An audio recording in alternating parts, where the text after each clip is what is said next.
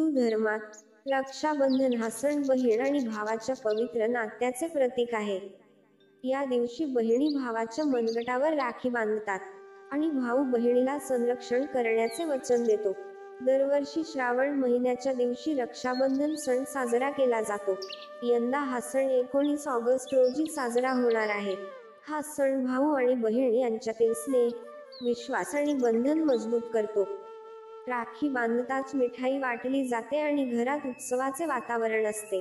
पण या दिवशी राखी बांधण्यासाठी देखील एक शुभ मुहूर्त आहे, ज्याबद्दल तुम्हाला देखील माहीत असणे आवश्यक आहे।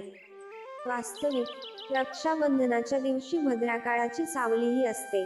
भद्रा काळात राखी बांधणे अशुभ मानले जाते। यंदाही रक्षाबंधनाच्या दिवशी भद्रा काळाची सावली राहील। अशा परिस्थितीत राखी बांधण्यासाठी शुभ मुहूर्त जाणून घेणे खूप महत्त्वाचे आहे। त्यामुळे या व्हिडिओत सविस्तर जाणून घेऊया की भद्रा काळ कधी संपतो आणि राखी बांधण्याचा शुभ मुहूर्त कोणता। हिंदू धर्मात भद्रा काळ हा अशुभ मानला जातो। मान्यतेनुसार या काळात कोणताही शुभ कार्यक्रम केला जात नाही, ज्यामध्ये राखी बांधणे देखील समाविष्ट आहे।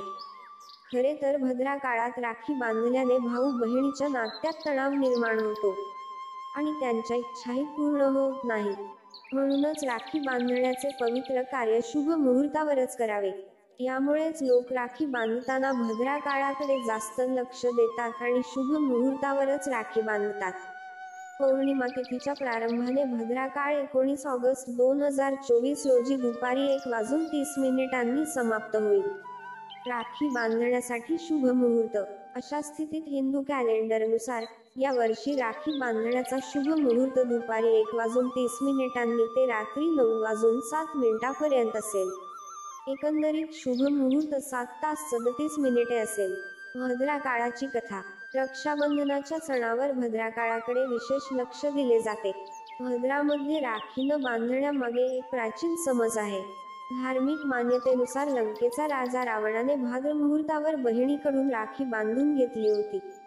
त्यामुळे भद्रा काळात राखी बांधल्याने रावणाचा नाश झाल्याचे मानले जाते।